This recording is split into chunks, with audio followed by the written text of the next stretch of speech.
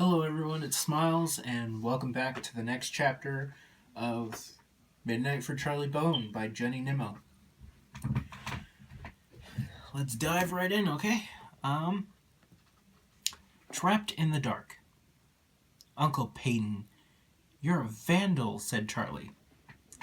A rich, throaty chuckle echoed down the narrow street. Charlie had hardly ever heard his uncle laugh before. Someone's gonna get the blame for this, he said seriously, and I bet it won't be you. Of course not, said Peyton. Come on, dear boy. We better get back before your poor mother starts to worry. As they sped through the city, Charlie had to keep taking little runs in order to keep up with his uncle's long strides. The faster I go, the more energy I burn, explained Peyton. So there's less left over for accidents. Can I ask you something, Uncle Peyton? You can ask, but I might not answer, said Peyton. When did it happen? I mean, can you remember when you found out that you could make the lights brighter? Uncle Peyton said wistfully, It happened on my 7th birthday. I was so excited I shattered all the light bulbs. There was glass everywhere. Children were screaming and pulling bits out of their hair. They all went home early and I was left confused and unhappy. I didn't realize that I had caused it all until my sisters told me. They were very pleased. Thank goodness he's normal, they said, as if shattering glass was normal and being ordinary was not. My parents were overjoyed. I had no other talents, you see. They let me finish everybody's ice cream, and then I was sick. It was just as well. I'd probably eaten a great quantity of glass along with the ice cream. Did you mind, asked Charlie, being a U-beam, when you found out that it meant being different? Just a few doors from number 9, Uncle Peyton came to a halt. Look, Charlie, he said gravely, you'll find that it's just a question of managing things. If you keep quiet about your talent, then all will be well. Keep it in the family, as they say, and never use it for frivolous reasons. Benjamin knows about the voices, Charlie confessed. But he won't tell anyone. I'm sure he won't, said Peyton, moving on again. He's an odd little fellow. For all we knew, he too might be a child of the Red King. The who? Said Charlie. Peyton sprang up the steps of number 9. I'll tell you about him another time, he said. By the way, I wouldn't mention the bookseller to Grandma Bone if I were you. He opened the front door before Charlie could ask why. Behind the door stood Grandma Bone, her face like thunder. Where have you been? She demanded. None of your business, Griselda, said Peyton, striding past her. Are you gonna tell me? She asked Charlie. Leave the boy alone, said Peyton, marching up the stairs. A second later, his door closed with a bang. Charlie scuttled into the kitchen before Grandma Bone could question him again. His mother was alone, reading a newspaper. I was with Uncle Peyton, he told her. Just walking. Oh, she looked anxious. I suppose you know about what he does.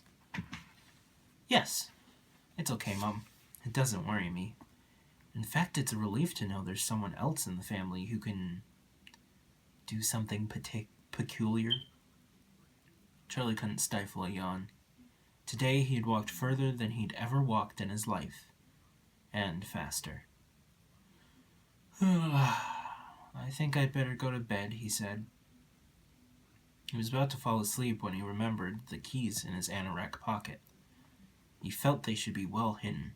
Grandma Bone would probably search his room tomorrow. She was already suspicious. Why did she have to know absolutely everything? It wasn't fair. He put the keys in the toe of one of his football boots. Hopefully, she wouldn't want to look in such a smelly place. Next morning, after breakfast, Charlie collected the bag of keys and put them back inside the pocket of his anorak. Unfortunately, there was a loud jangling noise when he leapt down the last 3 steps at the bottom of the stairs.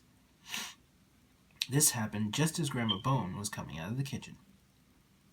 "What's that noise?" she said. "My pocket money," said Charlie. "No, it isn't. Show me what you got tucked in your jacket." "Why should I?" Charlie said very loudly. He hoped that someone would come and rescue him. "Have you got my paper, Charlie?" asked Uncle Peyton, peering over the banisters. "Not yet," said Charlie gratefully. "He's not going until he shows me what he's hiding," said Grandma Bone. Uncle Peyton gave a sigh of irritation. "I've just given the boy a handful of coins for the newspaper. Really, Griselda, don't be so childish." "How dare you?" For a moment, Grandma Bone looked as if she were about to burst with indignation. Charlie seized his chance, leapt past the fuming figure, and ran out the front door. Just before he slammed it behind him, he heard Grandma Bone say, "You'll regret this, Peyton." Charlie raced across the road to Benjamin's house. He had to ring the bell several times before the door was open. "What do you want?" Benjamin was still in his pajamas. "I've got the keys to the case," said Charlie. "Can I come in?" "Mom and Dad are asleep," said Benjamin gloomily. "I won't make a noise, I promise." "Okay." Benjamin reluctantly let Charlie into the house. Then, in bare feet, he padded to the cupboard under the stairs. "You can do it," he said, opening the door. "Don't you want to see what's in the case?" said Charlie. "No." "Don't be like that, Ben," Charlie begged. "It's not my fault that I'm going to that horrible school. You don't think I want to, do you? I can't do anything about it. Or Mom and Macy will be turfed out onto the street." "Will they?" Benjamin's eyes widened. "Grandma Bone owns the house, and yesterday when my aunts got to hear about me and the photograph voices, they came round and gave me a test. If I don't do what they say, they'll turn us out. Mom and Macy haven't got a penny." Benjamin gasped. "So that's what your gruesome visitors were doing?" Charlie nodded. "They said I've got to go to the academy because I'm endowed. You know, the photo thing. I tried to pretend I wasn't, but they tricked me. They gave me such noisy photographs I couldn't even hear my own voice." "Mean things," Benjamin said contritely. "I'm sorry, Charlie. I thought you'd been keeping secrets from me." No way. I just didn't want to break the news to you on your birthday," said Charlie. There was a low bark from above, and the boys looked up to see Runner Bean sitting halfway down the staircase. He seemed reluctant to come any further. "Come on, Runner. Come and see what's in the case," coaxed Benjamin. Runner Bean couldn't be coaxed. He whined softly, but didn't move. "Suit yourself," said Benjamin. He opened the cupboard door and stepped inside. Charlie was about to follow when Benjamin said, "It's gone!" "Are you sure?" Charlie didn't like the sound of this. "I put it behind a bag of clothes. The bag's gone, and so is the case." Benjamin crashed about in the cupboard, moving brooms and boxes, lifting books and kicking wet boots. "It's not here, Charlie. I'm really sorry." Benjamin emerged from the cupboard. "Go and ask your mom where she's put it," said Charlie. "I can't. She gets really cross if I wake her up on Sunday morning." Benjamin began to bite his lip. Luckily, before Benjamin could get too upset, Runner Bean distracted him by rushing down the stairs and leaping to the back door. He stood on his hind legs, planted his paws on the glass pane, and barked furiously. The boys ran to the door, reaching it just in time to see a bright flash disappear behind a tree. "The flames," breathed Charlie. "Flames? What flames?" said Benjamin. Charlie told him about Mr. Onimus and the cats. "Oh, cats," said Benjamin. "No wonder Runner's in such a state." Charlie would always wonder if what happened next had anything to do with Mr. Onimus's 3 cats. For it was the cats that caused them to run to the back door. If they hadn't, they would have never heard the faint tapping that came from behind another door, a door right beside them. "What's in there?" asked Charlie. "The cellar," said Benjamin. "It's dangerous. The steps are run. We never go in there." "Somebody does." Charlie opened the door. At his feet, there was a very small amount of floor, and then a dark nothingness.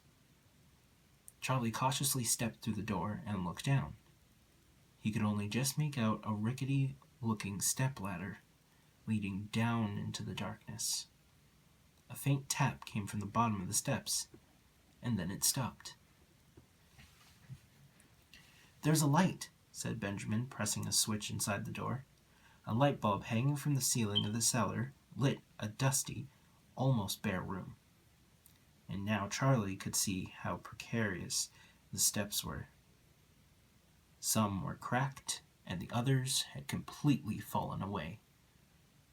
"Dad keeps saying he's going to mend them, but he never has time," said Benjamin.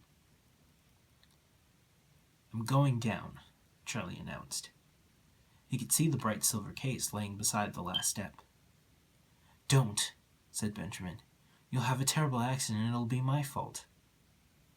"No, it won't." Charlie began to descend. "I've got to open that case." "Why?" wailed Benjamin.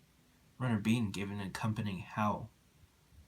"I want to know what's in it before I get to the academy." "Whoops!" Charlie's foot slipped. He turned to cling to one of the stronger steps and continued the rest of the way, holding onto the sides of the ladder while his feet found the steps that could still bear his weight. In this, with a few cracks and slithers, he managed to reach the cellar floor. "Bring the case up here," said Benjamin, kneeling as close as he dared. Charlie was already trying to fit the first key into the lock. "I think I'll do it down here," he said. "You never know what might come out of it." The first key didn't fit. Neither did the second. No sound came from the case, and Charlie began to wonder if the strange tapping hadn't been the water pipes or even a rat under the floorboards. He tried the third key, but had no luck with it either. Miss Ingledew had given Charlie 10 keys, and as he tried the 5th, he had a feeling that none of them would fit the silver case. Some of them were too large, even to go in the lock. With a sigh, Charlie pulled out the 6th key. "No luck?" asked Benjamin. "Zilch," said Charlie. "It's freezing down here. I think I'll—" He was interrupted by a loud rap on the front door. Runner Bean barked, and Benjamin stood up. "What shall I do?" he asked in a panicky voice. "Better see who's there before your parents wake up," Charlie advised. "And shut the cellar door in case whoever it is comes into the house." Charlie didn't mention the light, but in his anxiety, Benjamin thoughtlessly turned it off before he closed the cellar door. "Hey!" Charlie whispered as loud as a whisper could get. Benjamin had gone. Charlie was alone in the dark.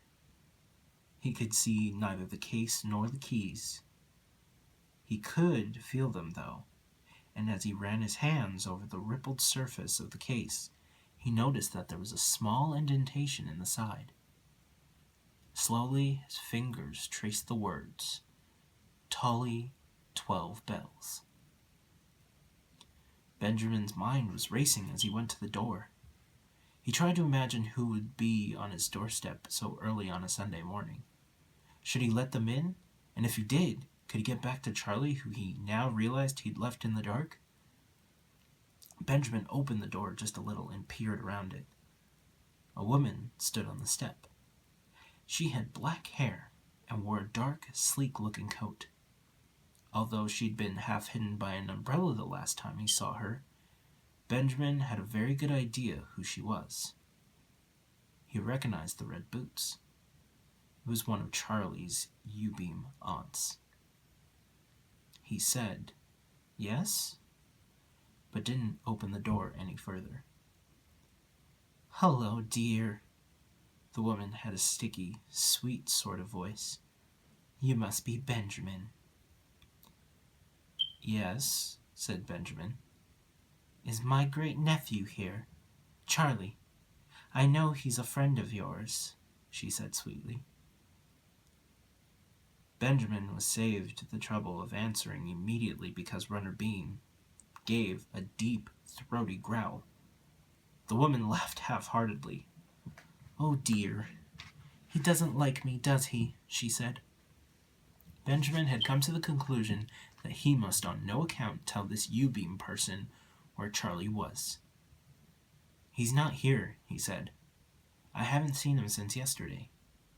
"Really?" The aunt raised a long black eyebrow. She wasn't smiling anymore. "How strange. He said he was coming to see you." "No, he didn't," said Benjamin. "Oh? And how would you know?" She had lost every ounce of her sweetness. "Because he'd be here if he did," said Benjamin without a moment's hesitation. At this moment, Runner Bean began to bark quite ferociously, and Benjamin was able to close the door in the woman's face. When he'd locked and bolted it, he peeped through the spy hole and saw the woman glaring in at him, her face white with rage. Benjamin jumped away from the door and tiptoed back to the cellar. "Charlie," he whispered, opening the cellar door. "It's one of your aunts." "No!" Charlie's harsh whisper swam out of the darkness. "Turn the light on, Ben." "Sorry." Benjamin pressed the light switch and looked down to see Charlie kneeling beside the case. "Which aunt is it?" asked Charlie. "She's got black hair, a long dark coat, red boots, and a white face," Benjamin said softly. "Venicia," breathed Charlie. "She's the tricky one.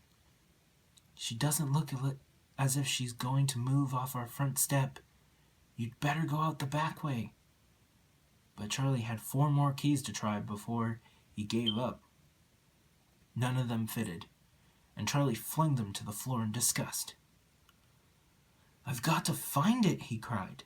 "Shh! She'll hear you," Benjamin warned. "I'm coming up." Benjamin began to climb the steps. It was harder this time. Some of the steps had broken on his way down, and in some places he had to lever himself up with his hands. "Ouch!" he squealed as a splinter speared his thumb. "Shh!" hissed Benjamin. At last Charlie reached the top step, and together the boys crept down the passage to the front door. Benjamin pressed his eye to the spy hole. "She's gone," he said. "I don't know if that's worse or better," said Charlie. "She could be anywhere, waiting to pounce." "Go through the garden at the back, and then you can look over the wall and see if she's around," suggested Benjamin. "You'll have a better chance that way." "Good thinking," said Charlie. They went to the back door with Runner Bean, barking excitedly, expecting a walk. "Your parents can sleep through a lot of noise," Charlie remarked. "They're tired," said Benjamin, and then he asked, "Why is it so important to open the case? Can't we just leave it locked up forever? We could dump it in a dustbin or something." "No way," said Charlie. "The thing inside it was there when the baby was swapped. It's bound to help Miss Ingledew get her back. We've got to keep it safe. Suppose it's something horrible that no one wants." Charlie had considered this, but decided that it was something someone wanted very much. Why were his aunts so interested? Why was a boy with red hair asking for it?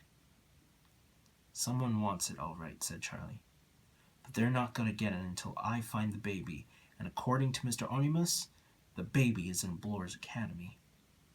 He opened the back door and jumped down the step and raced across the garden. Benjamin watched his friend dash through the gate without bothering to look either way. He was bound to be caught by that horrible aunt. Benjamin sighed. Sometimes Charlie didn't think too carefully about what he was doing. Runner Bean looked so disappointed about the walk he hadn't had. Benjamin decided to make him a big breakfast. The thought of grilled sausages made him feel hungry himself. In the middle of the kitchen table, there was a white card with the words Orville, Onimus, and Flames, printed in gold lettering. How and when had the card got there? And why? Charlie had reached the end of the alley behind Benjamin's house. He was now in the street where he'd first seen his uncle boosting the lamps. A quick glance left and right told him his aunt was not in the street. Maybe I've fooled her, Charlie muttered. He ran up to Filbert Street and turned the corner. And, "Got you!" said a voice. Aunt Venicia sank her long nails into Charlie's shoulders. "You're coming with me, little boy," she cooed nastily. "We've got something to ask you, and if we don't get the right answer, you'll be sorry. Very sorry." And that is the end of this chapter. Thank you as always, everyone, for listening. I hope you enjoyed very much. Like it and subscribe if you want to hear more. And of course, you can follow me on Twitter for any more information, or hell, if you just want to talk. You have a great night, or day, depending on when you hear this. Bye, everyone.